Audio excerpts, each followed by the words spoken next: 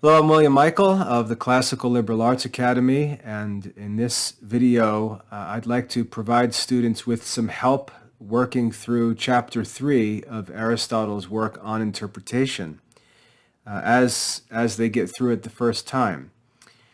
So far in this work, we've talked about the purpose of this work. We said that we studied the science, as it were, of the individual parts of reasoning, which are the categories. We talked about that when we studied Aristotle's categories, and those are simple, disconnected ideas, things that can be spoken about, and things that can be spoken about those things. We talked about the 10 categories, the first of which is substance, and then the other 9 are we can say attributes that can be joined to those substances in order to form judgments and make speech. As we got into the second book on interpretation, we said that because we're studying the art of reasoning, we're not concerned with any kind of speech. We're concerned with a particular species or kind of speech, and that's enunciative speech. Speech which contains within it truth or falsehood. I use the term judgment to refer to this. I also use the term proposition to refer to these kinds of speeches. But what's essential to them, the kind of speech that we're interested in reasoning, is called enunciative speech. It's speech that joins ideas together in a way that is either true or false. Truth and falsehood come to be when ideas are joined together in a certain way, when certain kinds of ideas are joined together in certain ways and articulated in speech. So we talked about the different kinds of ideas that are in existence in the categories. We talked about the elements of speech as we got started on interpretation. In the last chapter, we talked about the first of the principal parts of speech. We talked about the noun, and here in chapter 3, we're going to study the second of the principal parts of speech, which is the verb. And if you've studied Latin, you may know that in Latin there are 8 parts of speech. In Greek, it's not so simple. Some number as many as 10 parts of speech. But what's significant about the parts of speech is that there really are 2 principal parts, the noun and the verb. Those are the necessary parts of speech in order to actually make a judgment or make a proposition. All of the other parts of speech in some way assist or relate to these 2 principal parts of speech. For example, a pronoun really doesn't have any meaning unless noun doesn't already exist. A pronoun simply stands in the place of a noun. So a pronoun is not a principal part of speech. It exists for the sake of helping to represent a noun. We get into conjunctions. Conjunctions are simply connectors. They connect or divide nouns and verbs and propositions. So conjunctions aren't principal parts of speech. Adverbs simply modify adjectives and verbs. So when we go through the parts of speech, the only 2 that are really essential and therefore principal parts of speech are nouns and verbs. And so in the beginning of On Interpretation, Aristotle takes time, because he's a wise man and an excellent teacher, he takes time to define these important terms. In chapter 2, he defined a noun, and we analyzed that definition and studied each part of that definition. Pretty complex stuff, so make sure you've taken the time to memorize that definition and go through that chapter carefully. And in this chapter, we're going to study the verb. So that's a simple introduction to what we're going to do in this video. Let's just take a minute to jump back in chapter 2. Let's just jump back to that definition of the noun. We see it written right here in the first sentence, just for review. A noun is a sound significant from compact without time, of which no part taken separately is significant. You should understand the meaning of all of that definition. And as I said, make sure you take the time to memorize that, because that's a crucial definition for our study of the art of reasoning. So we learned that in chapter 2, and now we're going to begin chapter 3, as I said, which is on verbs. So let's go ahead and get started. We'll read this together, and then we'll talk about anything in there that I think might be unclear for students making their first reading through Aristotle's On Interpretation. And just to comment on this again, I've explained again and again that Aristotle's works, the only way you're ever going to learn them and become comfortable with them and master them is by cycling through them again and again and again and allowing all of the works to inform your study of each of the works. That's the challenge with philosophy. There's no easy way. There's no trick. There's no shortcut. There's no Cliff's Notes. There's no easy way to gain real wisdom. And it's designed by God like that because only those who devote themselves to it will be able to obtain it. And you're going to have to realize that if you want to be wise, if you want to really understand true philosophy, not just be a philosophy student who knows about philosophy, but if you want to be a real philosopher who actually knows and puts into practice true philosophy, you're going to have to commit your life to it. You're going to have to commit to making it your constant study, your constant meditation. And that's possible within the Christian life, thank God. And that's how Aristotle is to be studied. So there's no shortcut, no easy way, no way I can give you an outline to make it easy. We're going to just have to study it cyclically again and again and again, allowing every work to inform each work. That's the only way to study not only Aristotle, but also sacred scripture or any other significant historical master text. Okay, so working for our first time, as you likely are, let's go through chapter 3 together, and I'll try to make this as simple as possible. Let's read this together. We start with the definition of a verb in chapter 3. A verb is that which, in addition to something else, signifies time, of which no part is significant, and it is always an indication of those things which are asserted of something else. So there's our definition of a verb. Let's read that again. A verb is that which, in addition to something else, signifies time, of which no part is significant, and it is always an indication of those things which are asserted of something else. There's our definition. So what does this mean? All right. A verb is that which, in addition to something else, signifies time. Keep that all together, that whole first part of that sentence. You'll see it's marked off by a semicolon there. Keep that all together in your mind. A verb is that which, in addition to something else, signifies time. And it might be more helpful if we move those words around and express it like this. A verb is that which signifies time in addition to something else. All right, and what it's talking about there is that every verb expresses some idea, has some meaning. For example, if I say, the man runs, right? The verb runs expresses this idea of a certain kind of movement, but it also expresses a time for that movement. It's present tense. If I say, the man will run, okay? We have the same idea, the idea of running, but we also have an idea of time, which is future tense. Same thing, the man has run. Okay, we have the idea of running, but also an idea of time.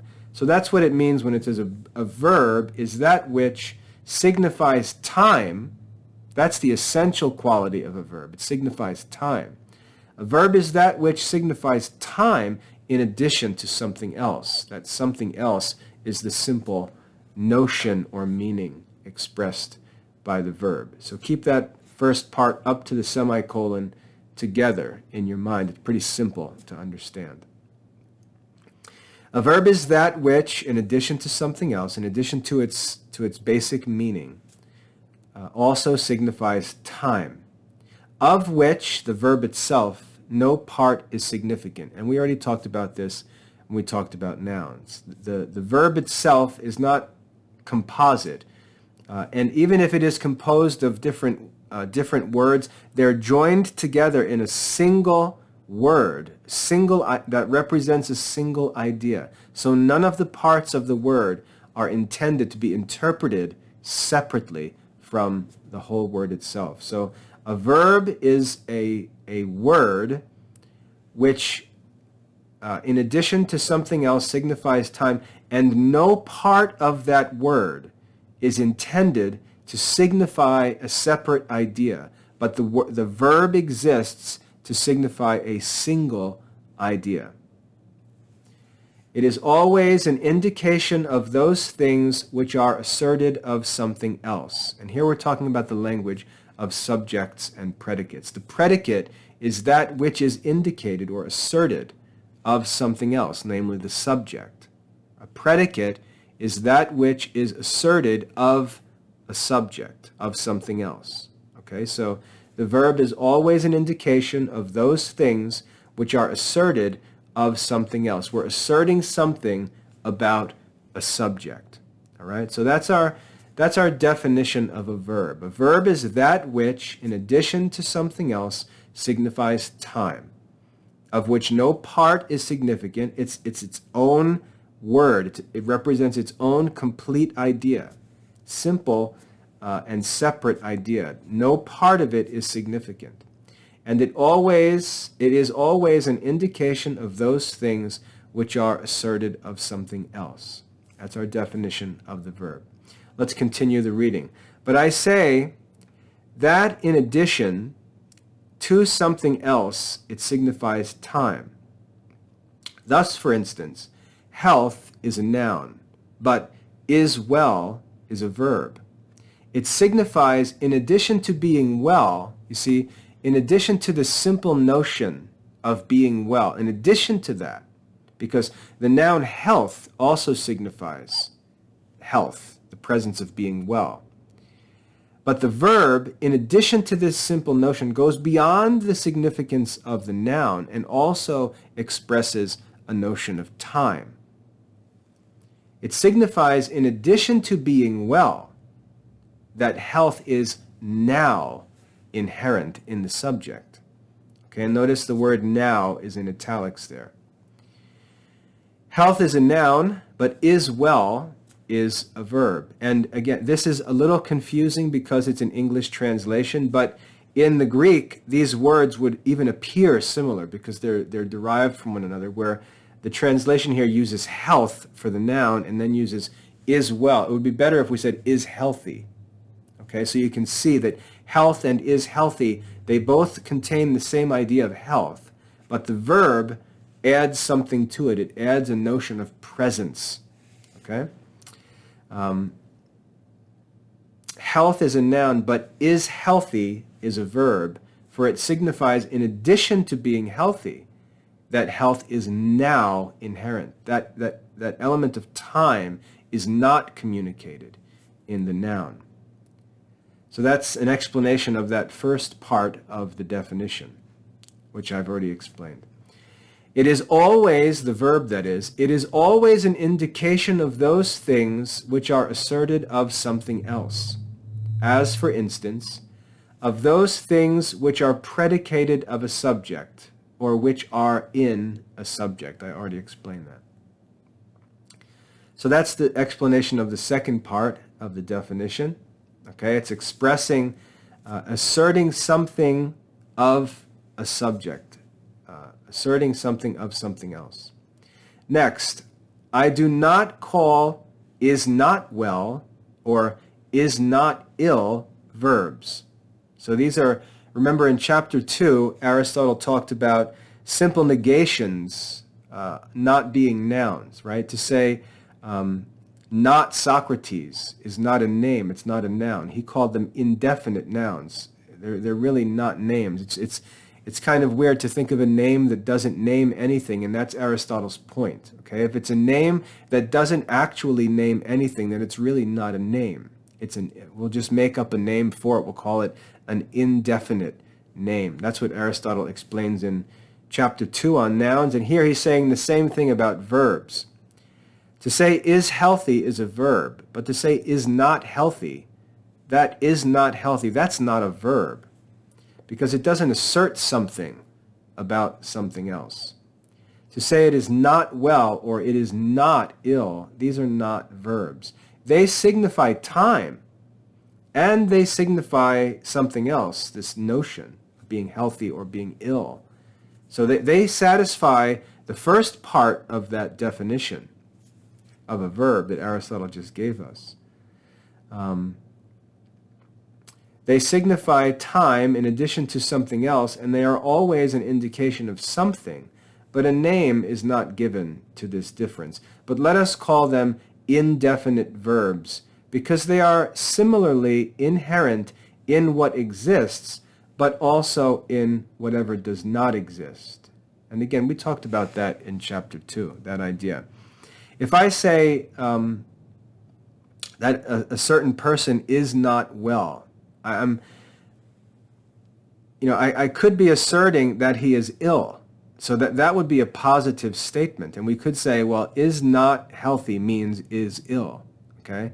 But that's not true, because is not healthy doesn't necessarily mean is ill. It could also mean he is dead. It also could just mean he does not even exist, and therefore he is not healthy. So it really doesn't assert something definite or certain about a subject, and therefore he calls them indefinite verbs, because they really don't express anything. And if we think about their meaning, it could describe something that exists or something that doesn't even exist. So it really doesn't express any notion of existence at all, and therefore it's not a verb. Okay? In like manner, I do not call was well or will be well verbs, but cases of a verb. We refer to this as tenses. We refer to them as tenses of verbs. I do not call was well or will be well verbs. They are cases of a verb. So the present tense is to a verb what the nominative case is to a noun. In the same way that Aristotle explained that we don't call the genitive case or the dative case or any of the other cases, we don't call them nouns, properly speaking. We call them cases of a noun. The nominative case is the noun. That's what nominative means. It means the naming case. The name, the nominative case, that is the noun. The other cases are cases or forms of the noun that decline or fall away from the positive name. The same is true of verbs. The present tense verb is like the nominative case. It's the basic, essential form of the verb. All other expressions that share the same notion but add different aspects of time, they're like declining away from the present tense verb. And so he says they're not to be called verbs as they are in different tenses. They're to be understood as cases of a verb, which should be easy to understand. But they differ from a verb. They differ from a verb because the one, that is the verb, the one indeed signifies in addition to something else the present time, but the others that which is about or outside the present time. So they're not like a verb. A verb really expresses present time, but these, they express that which is outside of or about the present time. So don't think about that word about as being, like this book is about apples. Think about as, the trees were lined about the building, right, around. That's the meaning of about there. So let's see. They differ from a verb, that is, these different tenses or cases of a verb. They differ from a verb because the one, that is the present tense verb, the verb itself, signifies, in addition to some notion, the present time, that notion is present. These different tenses or cases of a verb signify that which is outside, about the present time. Verbs, therefore, so called by themselves, are nouns. Now, this is a really mind-blowing sentence, and I just want to make sure it's very simple. I used to confuse students back in the day because I would say we would learn about nouns in grammar, and I would say there are two kinds of nouns. There are substantive nouns, and there are adjective nouns. And that's clear. Substantive noun refers to something that can exist by itself in the mind. An adjective noun has to be present in or spoken of a substantive noun. Right, so that's simple to understand. Substantive nouns, adjective nouns. But then I would say to the students, the word substantive is an adjective, and that would sort of blow their minds. The word substantive is an adjective. All right, so substantive noun, the idea of a substantive noun is the name of a thing that can exist by itself. But the word substantive itself, the word substantive is an adjective because it has to stand with a substantive noun in speech. The substantive noun is noun, but the word substantive is actually an adjective. And so if you understand that concept, that even though we have the expression substantive noun and we think of it naming a noun that stands by itself, the word substantive is actually an adjective. If you understand that concept, you'll understand what he's saying here about verbs. Verbs, named by themselves, are nouns, and they signify something. For he who pronounces a verb stops the discursive power of the hearer, and he who hears acquiesces, but they do not yet signify whether a thing is or is not. And I'll unpack that a little bit for you. That's a very difficult sentence to read. If we think of a verb as a word by itself, the verb expresses this idea of time. Okay, it's used to express something, to assert something about a subject. But the verb itself is the name of something, and therefore it's a noun. Okay, that's what he's saying there. Verbs called or spoken by themselves are nouns. And then he talks about this, the fact that they signify something, that is, they signify an idea. They signify an idea. For he who pronounces a verb stops the discursive power of the hearer, and he who hears acquiesces. So when a verb by itself is spoken, it has the same effect on the mind as speaking a noun would have. When we hear a noun spoken, we understand that it signifies an idea, and our mind, once we receive that idea, our mind rests. The same thing happens when we name a verb. We have the same effect on our mind that a noun would have. And again, this is pretty deep, but just make sure you understand what Aristotle's talking about. You're not going to understand the use of this information yet because we're just getting into this study. But just understand what he's saying. All you have to know in this chapter is the definition of a verb. And over time, especially as you get more experienced in the study of reasoning, your understanding and appreciation of that definition is going to increase.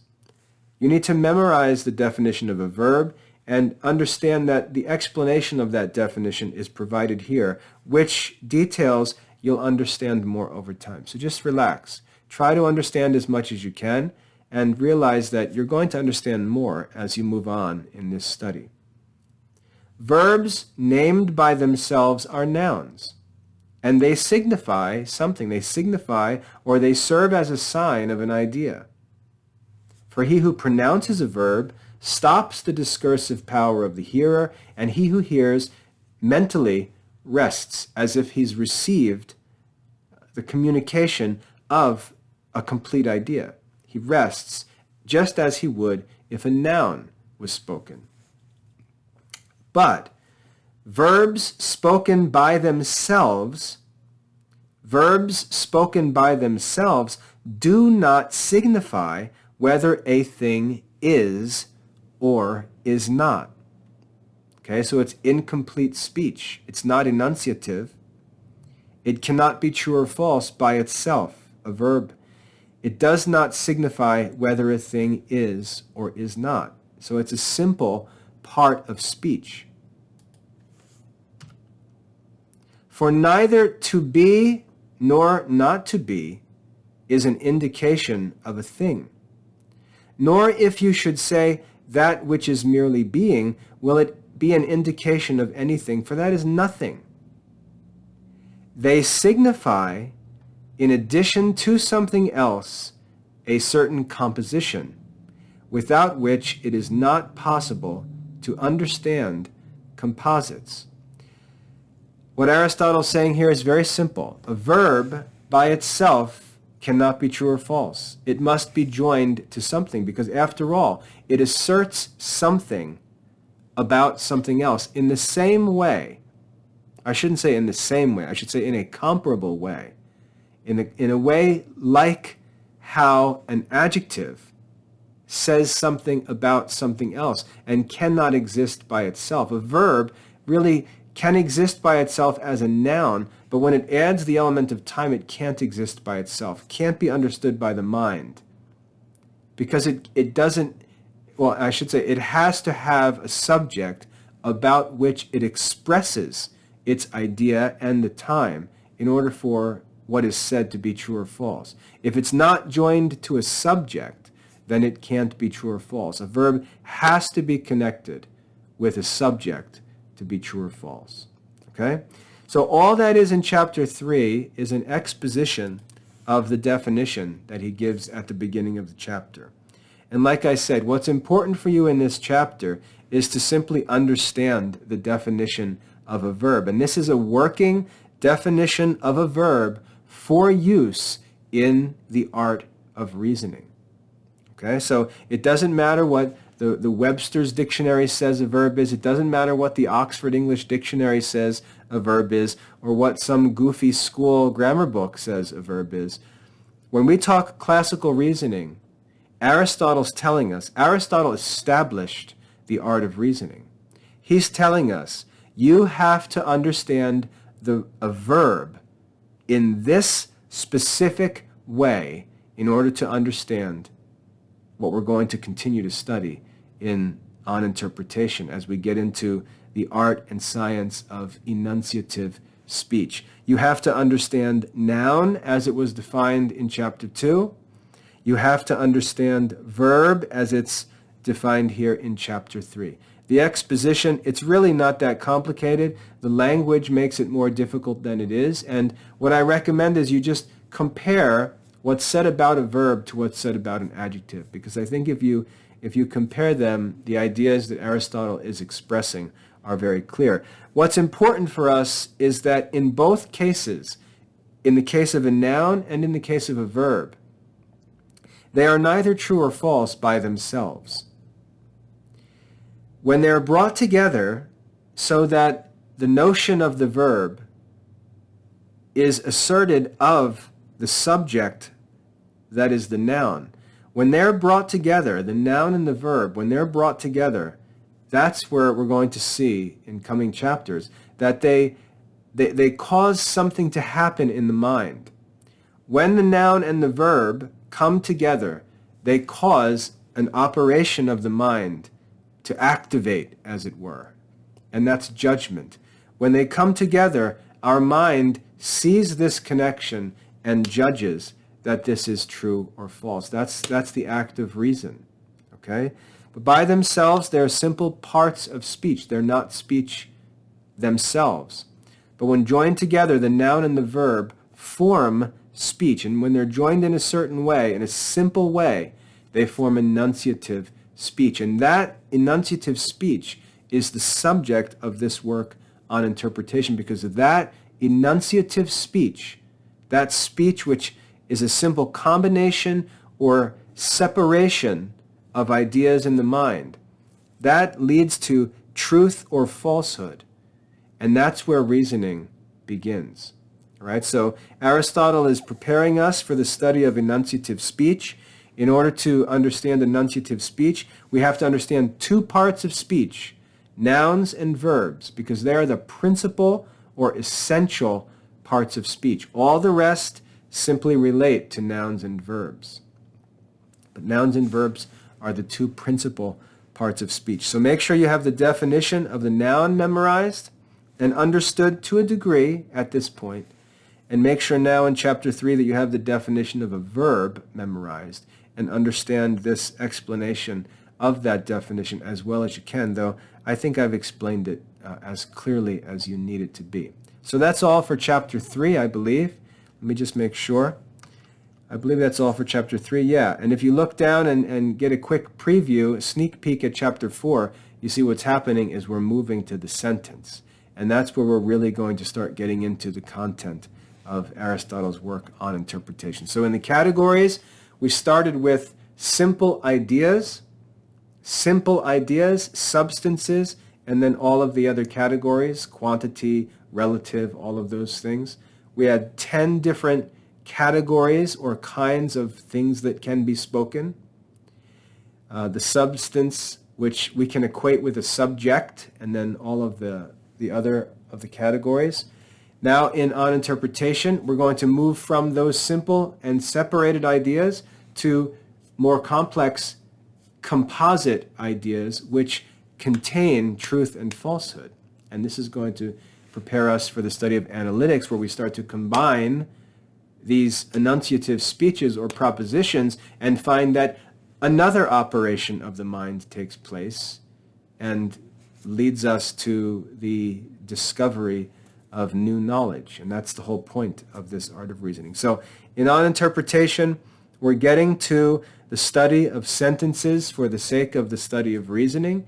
And you can see we're getting into that in our next chapter, in chapter 4. But up until now, chapters 1 through 3, we've had an intro to the study. We've had a definition of the noun, a definition of the verb. So master these lessons, and in our next video, we'll dig into chapter 4 and start learning the science of sentences. I hope that's helpful.